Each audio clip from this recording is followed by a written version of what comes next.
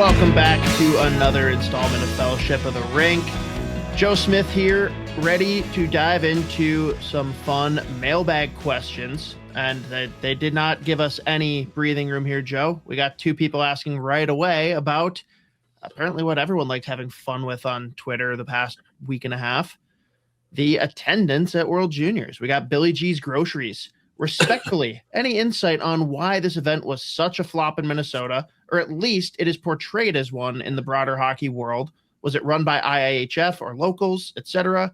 Certainly seems out of character and surprising. College and other events have always done well here. And Dan M also asks, what's your theory on the attendance failures for the World Juniors in Minneapolis, St. Paul compared to Minnesota Wild high attendance or even the high school hockey tournament?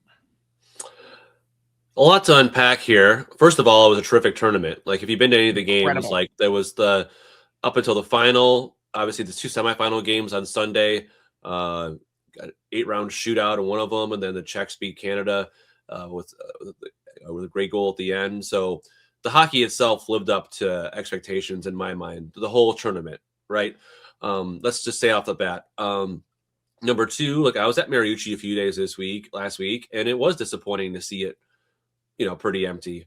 And I think overall, from a big picture point of view, the numbers, I think we're overall better than it was in Buffalo like 4 years ago. Like, they traditionally have had better some than issues. Sweden a couple of years ago. I think they're traditionally have had maybe some issues in North American NHL markets with bigger arenas. Obviously, if you go to Red Deer or somewhere else like that, and you have a small arena and you get 9,000, all of a sudden it doesn't look that bad. If you go into 18,000 attendance arena and you have 6,000, it looks pretty bad. So, and this is not to say that the attendance wasn't disappointing, because I think in some instances it was. And optic wise, people wanted to throw that on Twitter a lot. I totally understand where people were understanding this is the state of hockey. This should be, crazy.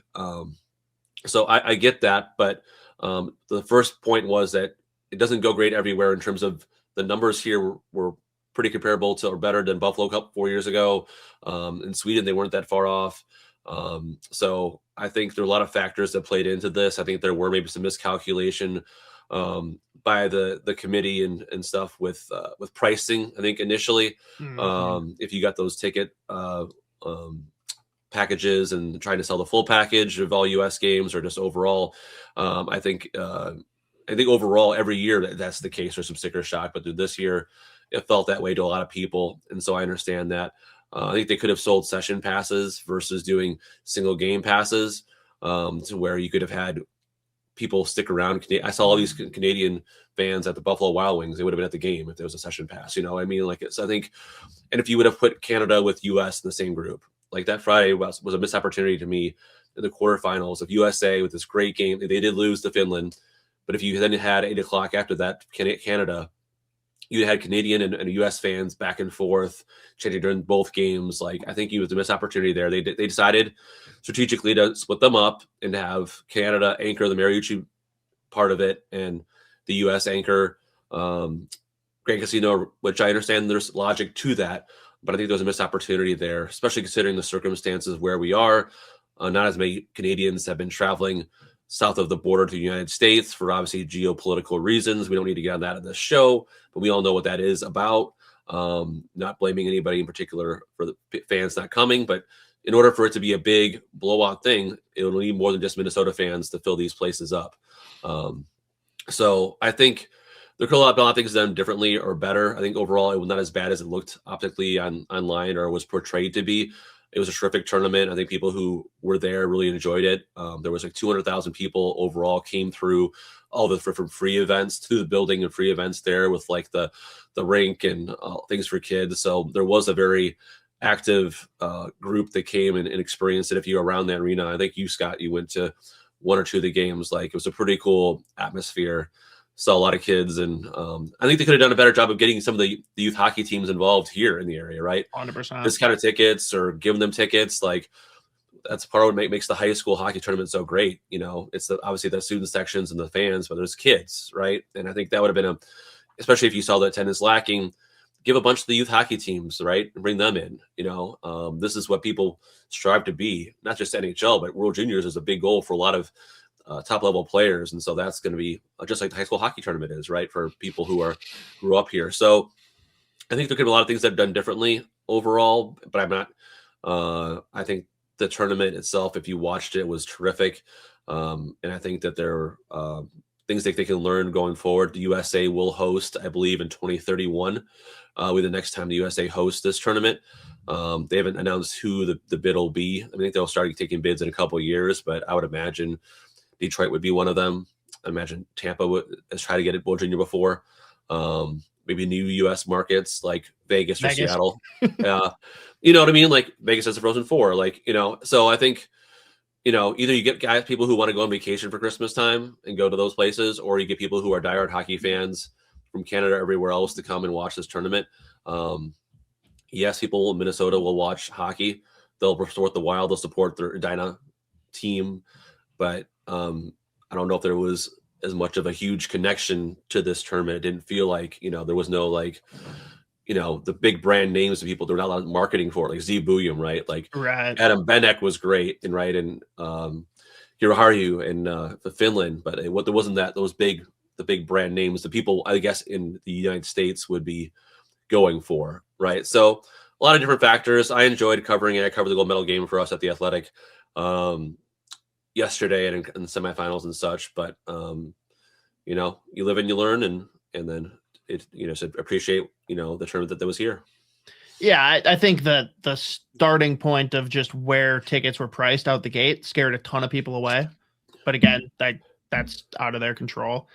I think that it's also it's come a long way in the States, World Juniors interest, but it's still like in Minnesota, if you ask people like, what hockey do you care about? It's the Wild, it's the Gophers and the other college hockey teams, it's the high school tournament, and like World Juniors is somewhere beneath, right?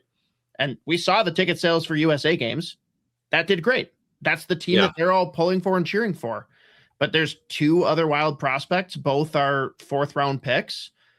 And that's it that you really have to go out and cheer for, besides wanting to see some of the studs for Canada. Like that, coupled with people having jobs and working. And do you want to go out and watch Latvia versus Germany at 1:00 on a weekday? Yeah. Like, it's understandable that some of these games are empty, but like you said, there's some games that I absolutely would have expected to see more attendance. Seeing Finland, Sweden was the one that shocked me. I thought you'd get a lot of people there, and it was pretty empty. And again, it looks more empty than it is because of how big the rink is compared to other tournaments. But there's a lot that goes into this, but it is a bummer just knowing that it's not a great nod of confidence that Minnesota will get this tournament ever again, or at least anytime soon. Well, in the gold medal game too, right? Like, and they didn't have Canada, they didn't have US, so like you kind of expected for it to be kind of a lighter crowd for Sweden versus Czech, which was another great big game. But just you kind of knew that wasn't on a Monday night what people are hankering to go do, unfortunately. And I think eventually this is a bigger picture discussion, but I think it needs to be available more on TV as well. Like, I know the NHL Network, that needs to be. It is really difficult to watch, and that's a big bummer. Like, again, I know that might take away some crowds, I guess, but I think overall, if you're going to draw interest in the tournament globally or in the States, and let's say you have a chance to watch it next year in Edmonton and Red Deer, like, I think fans would understand why it's so exciting and why it's so important, why it's such a huge event that people want to bring to each other's cities. So that would be another thing. I think it should be more accessible. Not like a YouTube channel, but like I think just overall, like better. TSN has it in Canada, right? Everybody watches it in Canada. And ESPN does not care because they got bowl season. That's the real problem. There's 6 million people watch the Pop-Tarts Bowl, so they have their reasons for what they do. I mean, get it on ESPN Plus at least. Like, I don't know. I feel like there's a way, but it's certainly easier than anything either of us can solve here right now.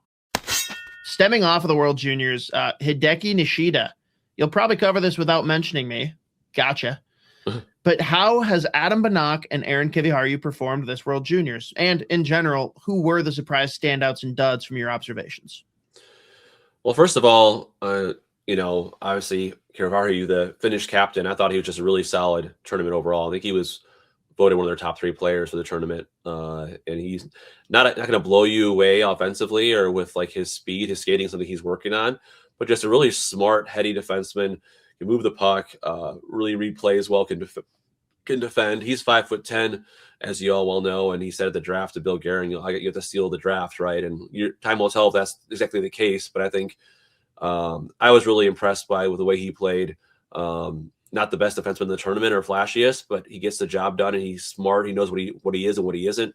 And just overall talking to him, what a mature kid. Like he just seems like out of the Faber mold in terms of, he sounds like a captain to you. Like he sounds like a very mature and like thoughtful and understands the game and understands the opponents, understands everything. So I think would love to cover him someday on the big club just because of all those different factors. But I think he still has a little ways to go. He's waiting for that breakthrough season, as he told me, in Finland, playing against men there. And so he would need to do that before he feels comfortable, going pro at this level. So liked him. Benak, obviously, I'm doing a story on him for The Athletic that'll post tomorrow or whenever this podcast posts on Wednesday. Obviously, he tore up the AHL in his first half season there in Brantford, and I know it was a big step going to USHL to there, but I think he's got like 43 points, 26 games. He had a between the legs breakaway goal in his first game there. Like the talent, the dynamic ability of his and his vision and hockey IQ is like, they're all pretty elite, which is what has enabled him as a 5'8" player be able to succeed. So talk to him, talk to the Czech coach, talk to his coach and junior, and Brad Bombardier, the director of player development for the Wild too. So that story's coming out tomorrow. And Matt Zuccarello weighed in as well from his time watching the juniors and camp, because he's a guy that Adam looks up to as another 5'8" player. Has to be a smart kind of read the game, use your head to check, use your head to make plays. And so he's definitely a good model to follow if you're a Wild prospect trying to find your way into the National Hockey League. Yeah, for sure. And I know Old C went pretty in depth on both of these guys too in this week's Judd's Buds. I'll drop that in right here.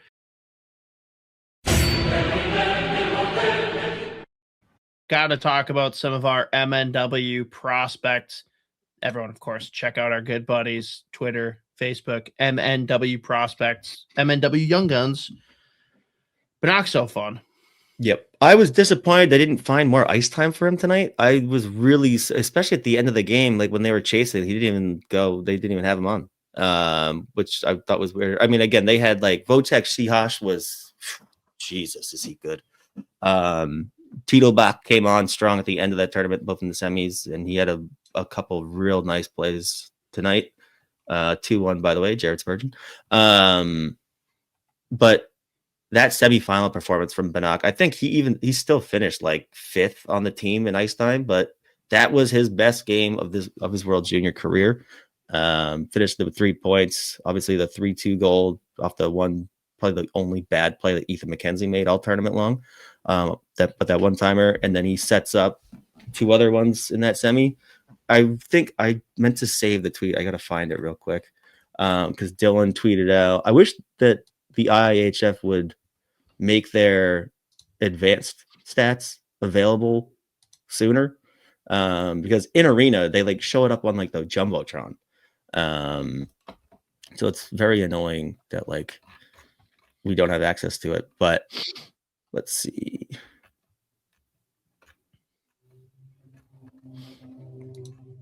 There it is. Dylan Laux last night tweeted after the game ended. Adam Benak finished going 19 for 21 on passes, 4 shot assists created, 1.65 expected goals just on his shot assists alone, 2.14 total expected goals with shots, 5-on-5 only, went 5 for 5 on exits, and had one of the highest skating speeds of the night. One of the knocks on Benak was like, he's a decent mover, but like, can he reach NHL level pace? And like, watching in Brantford on that loaded fucking Brantford Bulldogs team, you see flashes of it. That being said, they have the puck like 80% of the game in the offensive zone, so it doesn't really have to use any kind of like speed burst. But at this tournament, when he would just get like a foot of space, he would take off and like clean exits, clean entries, and he was just throwing dimes. And I was halfway through tweeting, there's no way that Benak finishes this tournament with 0 goals. And as I was hitting send on the tweet, he scored last night. And I was just like, this is amazing. I was like, no, I should just keep saying it. I was like, there's no way Benak. No way he only gets one. Yeah, that's what I was going to yeah. So again, I was disappointed. Again, I thought he made a couple of really nice plays when he was on the ice tonight, but I don't know. I would have definitely found a way to get him on the ice more than they did. But he made a lot of really, really eye-popping plays. Finishes with just over a point per game, I think. But he was really fun. Again, just like the skill, he's like we were talking about with LJ Mooney, like how he processes the game, especially in the offensive zone with the puck on his stick. And again, the two-way play and the ability to just get clean exits, like he's just so good.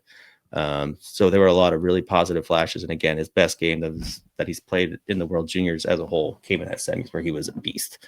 Pretty much noticeable every time he stepped over the boards. So all in all, positive showing for Benak for sure. We always see a blue-collared, scrappy Finnish team, but like that, they were that through and through in this tournament. They were aggressively outshot in most games and most stretches of games, and they kept on just finding ways to win. Talk about the captain. Talk about Aron Kiviharju. Did he show you anything different? Is he going to be in Iowa next year? What's your stance on him, just where he's at right now?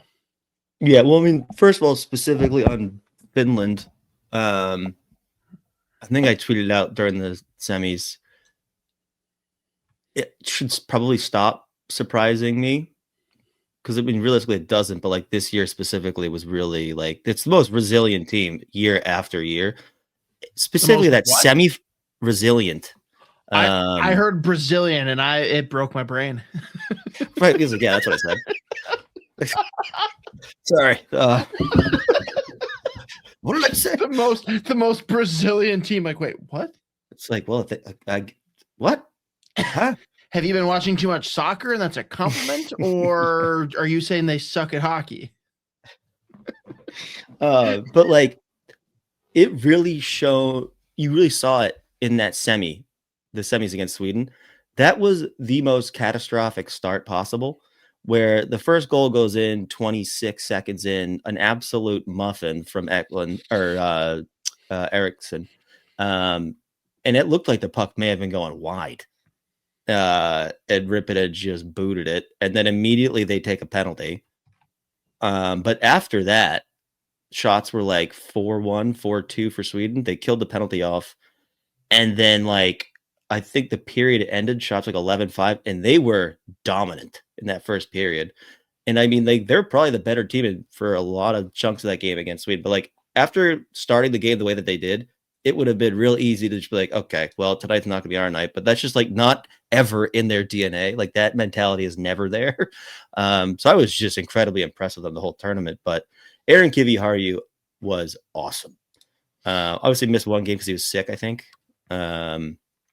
Soft. But some of the plays that he was making on the puck, but like in that semifinal game, the amount of defensive and just solid plays he made with his stick. I mean, there was one sequence where he absolutely bodied Frondell.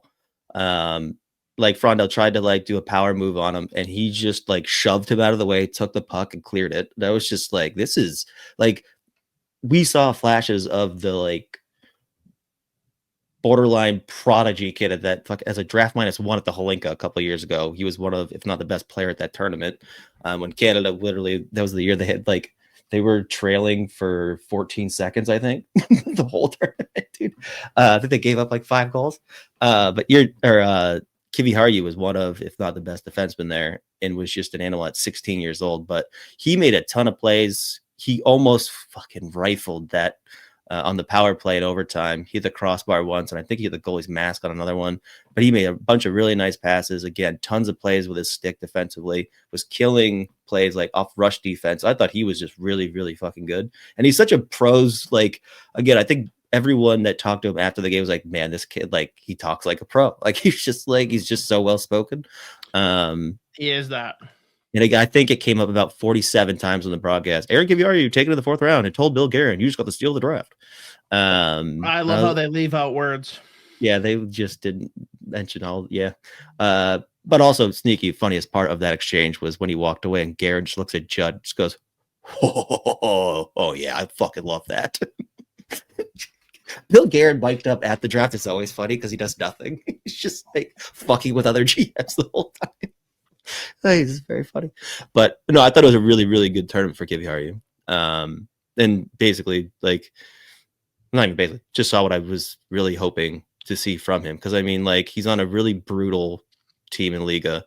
There's been a lot of ups, lots of downs, and it's kind of hard for a player like him to stand out on that team right now in that league in general. So I would anticipate him coming to Iowa next year. I think it would probably be the right move on us. Well, actually, I don't know. They're also a shit show. So maybe not. Either way, him playing in Finland in that first pro division still positive this year. But I wouldn't be surprised if he came over to Iowa next year just to start playing on the North American ice. But again, this tournament, I thought he was awesome. And if you want to hear more from him on the entire tournament, check out full episode of Judd's Buds on all the SOTA Pod channels. Joe, did you have any players that stood out to you as either being disappointing or being like high performers in the tournament outside of the 2 Minnesota prospects? Well, I loved Adam Juracek. I loved his game. Like, he just popped off. Like, he was the best defenseman in the tournament, in my opinion. He was. You noticed him every, not just like the between the legs goal and the overtime win over Finland like last week, but just everywhere. Like, he was just so consistent. There were no games where you're like, oh, he had an off game. Even last night or like the gold medal game, he scored late. Had some of their better chances, was off his stick. Really like him in his future there with the St. Louis Blues prospect. So clearly your Czech family knows how to develop defensemen and come out of there. But I thought he was really good. Like, I thought Frondell, it's not a surprise, but with Sweden, he was just overall controlled the game a lot. He had the big goal in the shootout in the semifinal game. Just clearly you could tell he was. I mean, Sweden had so many high-end players. Bomanin, and their captain was so good. Like, everybody, like, they had their whole group. They played like they were on another level. They were undefeated for a reason. They were so mature, polished, like clinical in what they did, and they could be back next year. Talk about a repeat, I think, with the way that the roster stacks up, in my opinion. So their overall team impressed me. Didn't watch too much of the Canadian games. I mean, I saw a little bit here and there, like, the usual suspects there. McKenna had a 4-point game, I think, for a bronze medal game. But as far as like the Czechs and the Finns and the obviously Swedes, which I saw a lot, those are the ones that kind of stood out to me. Getting to Minnesota Wild stuff, Damon Hunt, any updates on him? Yeah, there's a chance he could join the team in Seattle the last game of this road trip. He was skating back, obviously in the Twin Cities and working his way back. So that'd be encouraging because they did have another loss there in LA, and they lost Zach Bogosian, who's seen in a boot. So another lower body injury for Zach, which has been disappointing because he's had such a good year when he's been healthy. But they played Kiersted against the Kings, and I'm sure if Hunt is ready, he might be able to step in and obviously play on his offside, which he does pretty well if they want to put him in the lineup. But yeah, Hunt is really close to returning, it looks like. There we go. And sorry, that one was from Steve Hoagland. Shout out, Steve. From Tim, it's just Tim and a bunch of numbers. I'm not going to read all that. Why does the Wild seem to not like Spacek, and the Czech Olympic team seems to love him and dislike Juracek? I don't know if the Wild like don't like Spacek. Like, I think clearly the management or the staff I talked to with Iowa and obviously Brad Bombardier talked to him about Spacek as well recently. They do feel like he's progressing the right way and making the right reads, and he's a lot better than he was his first year, right? His first year pro, he talked to me about it. He was like, little down on himself because he wasn't playing the way he's capable of playing. It was a big adjustment for him. But it wasn't the ability he had at the international level wasn't necessarily translating right away in Iowa, but he's really taken a big step. And I think he's NHL ready, a guy who could step in and be in a call-up situation and play. As of right now, he hasn't really had that opportunity. I know Lambo's got his debut earlier this year. But everybody from the Czech team, the guys that talked to Mike Russo at the European Media Tour, love Spacek. So I think he's going to be in the NHL as a defenseman, whether it's here or somewhere else, if he's a trade chip or needs a fresh start, new scenery somewhere else. So I don't think that the Wild are down on him necessarily, but clearly you say a lot by more what you do or with call-ups than you do with words. So until we actually see him play, I think he deserves to get a chance at least to show what he can do. In Juracek, I thought he had a chance to play on the Olympic team. Obviously he's played for their national team before. I don't know if it's kind of the up and down season, or obviously they have a lot of really good defensemen in that group. So I'm sure he's disappointed about that. But like you wrote in our Insider column on Monday, talking to people about him in terms of having faith in what he is and what he can be. And he might be one of those guys that takes a little bit more time than other guys that you've seen make a splash at the NHL level from a defensive point of view. Some guys can jump right in, the Brock Favors. A lot of guys need the 100 to 200 NHL games to get that. So I think whether it's for him, it's getting an opportunity. I was surprised he did not play unless there was travel issues in LA because of the injury to Bogosian. They did play Kierstad there. So I was surprised that they called him up and he did not play. So perhaps maybe he gets that chance on Thursday if Bogosian is out and they don't, and Hunt isn't ready or whatnot. But I don't think it's a case of the Olympic team not liking Juracek and liking Spacek or vice versa. But I do think there are two guys that, at least Spacek, I think is a guy, who may eventually just need a fresh start, right? Or need a chance to play somewhere else because he hasn't had the opportunity yet here. And you don't want to stagnate as a prospect, but I think there are other teams, like I've talked to other scouts that really like Spacek. They think that the Spacek and Hunter Haight are the two best prospects in Iowa, or at least, that have seen them recently play. So that could be something that the Wild could use eventually here when they do make another deal.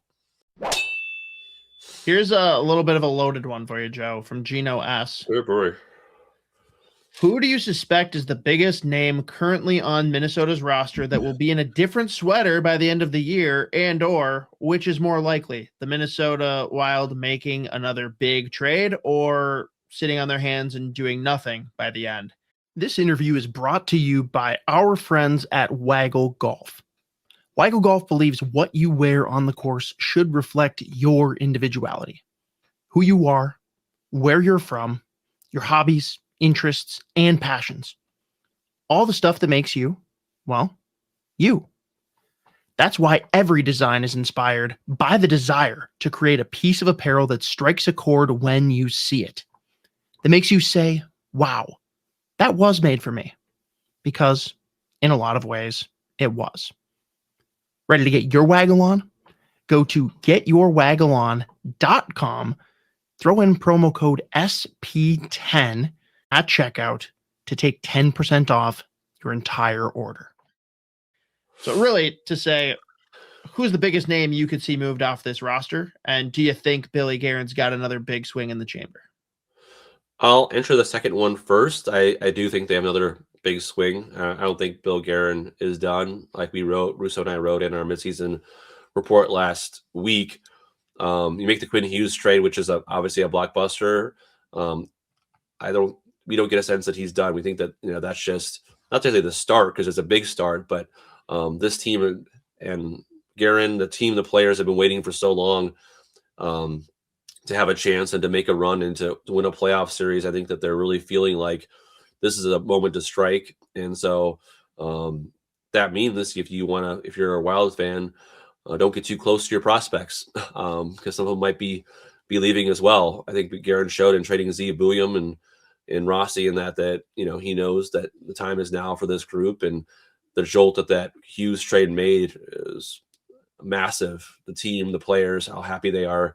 It signals what the brass believes in him. So that's the number one answer to your question, is I believe he's going to make another big swing or go for it. I don't know who that'll be or how that'll work out. I'll see who's available. I know we mentioned Ryan O'Reilly as a guy. I don't know if he's a huge swing, but he's definitely a solid swing there in terms of what they can do versus the big dreamers are saying, get Austin Matthews, get this. Like, it's Sidney Crosby or whatever, so you're only as good a trade as the guys that are available, right? Not many Quinn Hughes are ever available. So keep that in mind. Yeah. As far as players on the roster that could be moved, like I don't really get a sense that they want to move, from the roster. Like you might have to at certain sense, but I know the name that's been out there, more recently or previous years is Ryan Hartman, but you also have your center depth pretty low there if you've already traded Rossi, right? And you trade Hartman. So, I think and they also know how good he was in the playoffs last year, and where his best, part of his game could be yet to come. So as far as big names, I think that would be only one I could see only if they make other bigger moves, right? To do it. I don't think that they would be, inclined to trade a Urov, for example, which is a guy that people would probably ask about if they want to make a big move. I don't think they're, they really are big believers in him and his development. So I'm trying to think of guys that you're, they're not going to trade Foligno, they're not going to trade Kirill or Zuccarello or, Ack or so. Like I'm trying to think of guys that would be like who they move. And I think with the state of the team right now, where they are, they're not in a situation where they're going to trade a Jonas Brodin or somebody like that, right? They're not going to trade these guys. So the summer could leave some other options, but for right now, I think the guys that they would probably trade in a bigger move are, some of their remaining top prospects in the 2027 first round pick. But, they traded Marco Rossi and he was their number one center, right? For a good stretch of time. So no one's safe. I mean, a few guys that are pretty safe, but there are.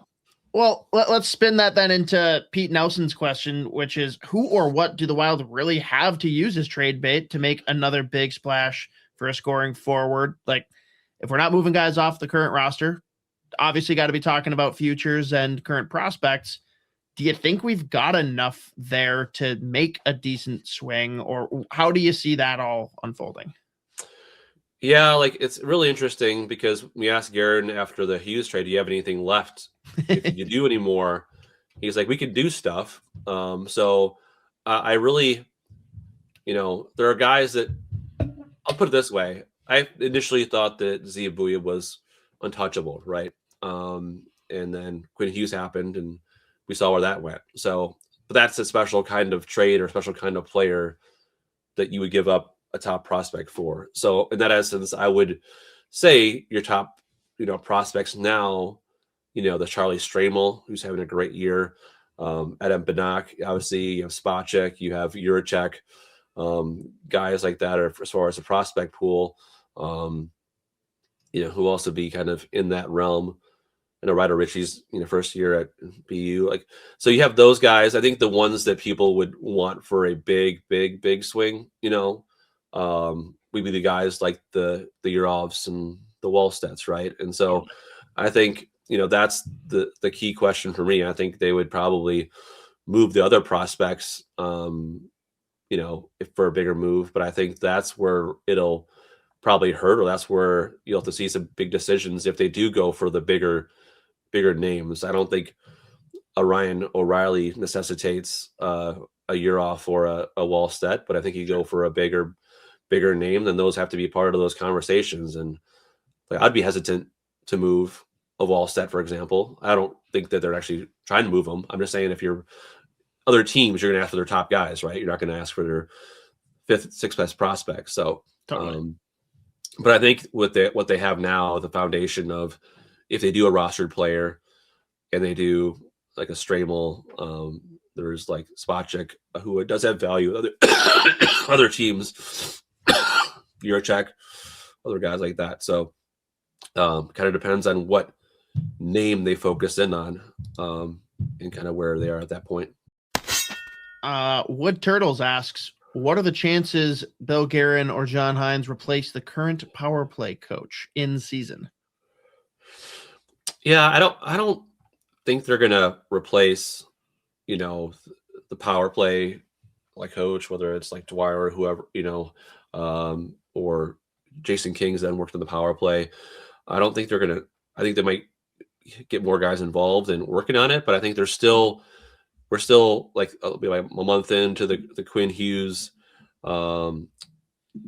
arrival, and so I think the personnel is there to get it done. They've shown it in spurts this year, so I don't think it's necessarily a coaching issue. I think it's an execution issue, and the guys that are there are smart enough to figure it out. So I don't see them making an in-season move to, either replace a coach. But they could always have different guys chip in and be kind of the co-coaches for that unit. But usually in those cases with special teams, there's a lot of collaboration with the staff versus just one guy. Usually have one leader with it, but every staff is different. Sometimes the head coach is a big power play guy, like in Tampa, John Cooper had his hands in the power play, kind of thing. So it kind of depends on how that works.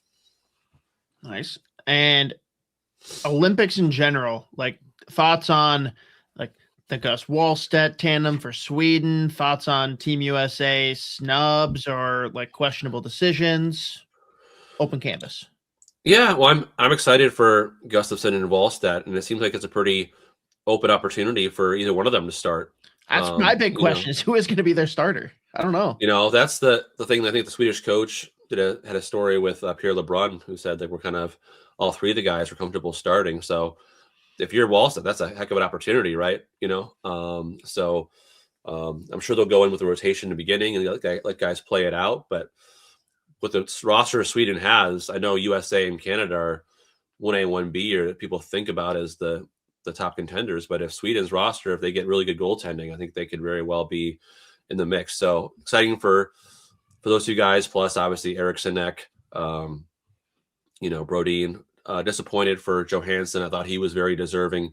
Probably one of the biggest snub, I think, for the Wild roster not making the Olympics. Having a terrific year and just plays really well for Team Sweden in the World Championships, been to Olympics before. I know obviously it hurt him to not be on that roster, at least for now, until the injuries come through. But that was the biggest snub for me. In USA, like that's something going to be debated for a long time. Left some pretty good goal scorers off the roster. And I was less I guess miffed about the Adam Fox,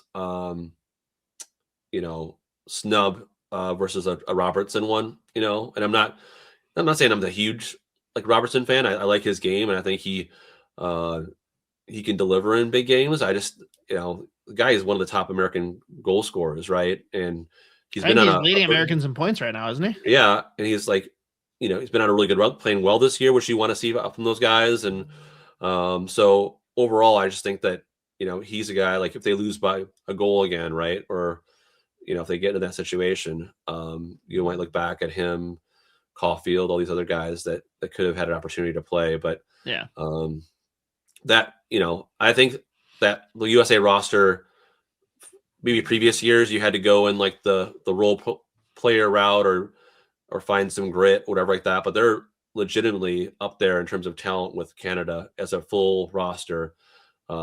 So those days of miracle, you don't need to find a different way to beat them. They can beat them.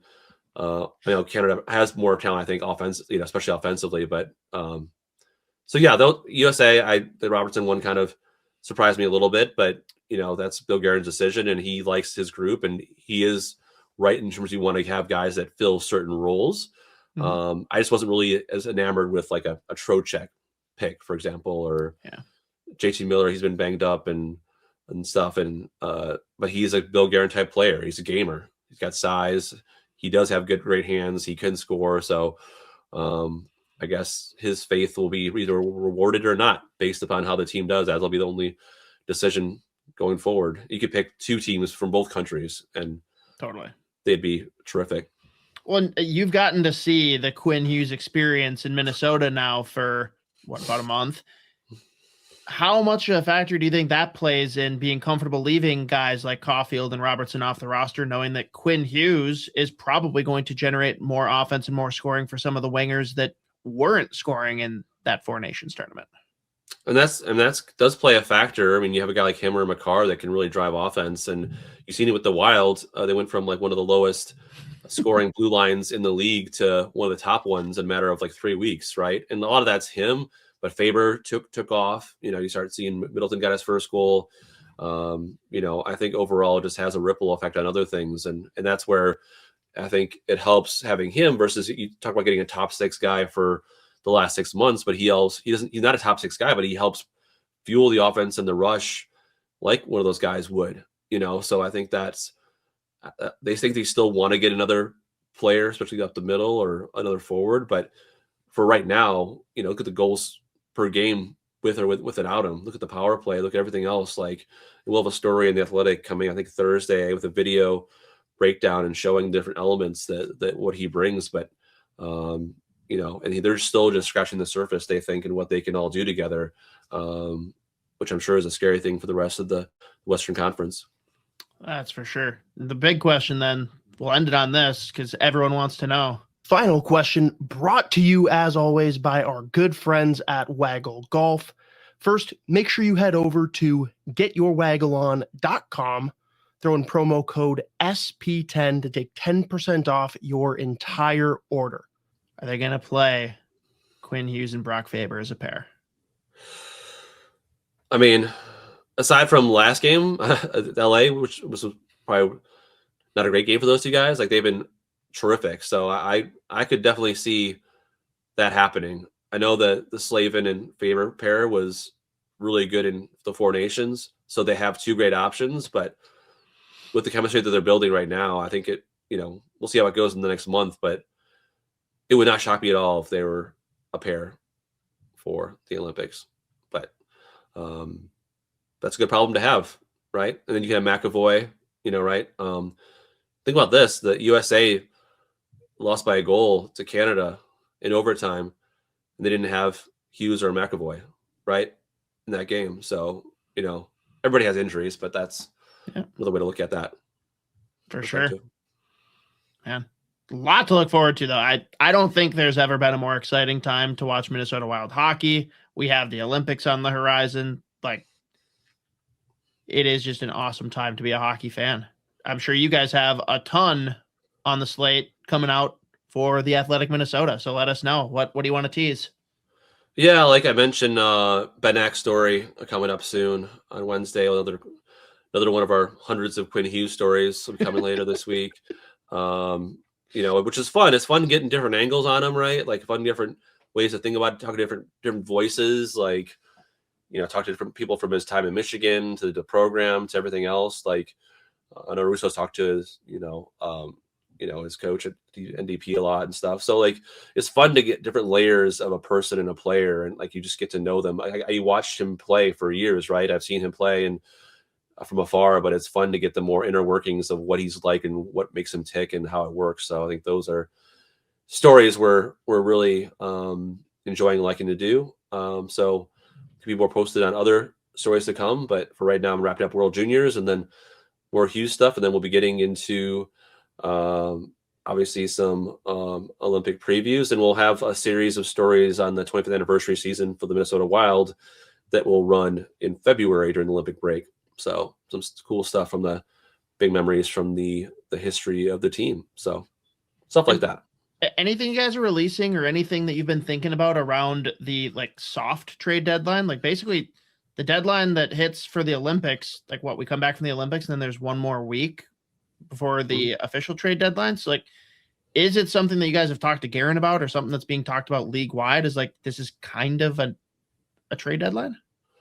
It is a little bit. A lot of teams get to work early, and I know a lot of teams. I think the Wild are having a lot of teams have their pro meetings or like their pre-meet deadline meetings like in January, right? So they'll all go somewhere and they'll bunker together and have all the scouts weigh in on certain guys that they've been targeting all year. So I think out of those conversations, that'll start building more momentum for like, okay, who's available? And teams have more time now to think, okay, where's Nashville in this? Where's Calgary? Where are the teams that might be sellers? Like, have a better feel of, hey, do we think we're going to be sellers now versus that? So, but I think right now, especially with all the pro meetings happening league wide, you're going to start to see more momentum for stuff, and it could either very well be a lot of things done early, or it could be one of those crazy 4 days leading up to the deadline after the Olympics, seeing who's injured, who's not injured, right? Like a lot of things can happen in the Olympics to where it would lead to make more decisions.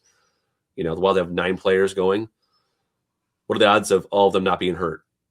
or what are the odds of all of them being healthy when they came back? Like, let's just put it that way. And I don't think that, going to happen necessarily, but like just the kind of hockey they're going to be playing, high level hockey, and guys that'll probably be playing into the championship or the final rounds. I think the Wild are hoping that they can stay healthy, but just it's hockey, man, and how high level, fastest hockey you'll ever play in their life. Yeah. So on the flip side, it's nice getting Kaprizov and Zuccarello and guys like that a nice rest. Yeah. I think Kaprizov told us he's going to do some high altitude training in Colorado and stuff, which is pretty cool. But yeah, it'll be a great rest for a lot of people. And, and the Olympics could be a wonderful experience for a lot of these guys. That could be really a good springboard going forward in the rest of the season too. Like that, if you're playing that high level of hockey for those 3 weeks, like it could only, hard to go down from that. You have to kind of just really go from there. And so it could really propel a Hughes Faber relationship and pair even more playing together in that kind of situation. For sure. A lot to look forward to. We'll catch you all back here next week. Appreciate y'all tuning in as always. Stay classy. Stay to hockey.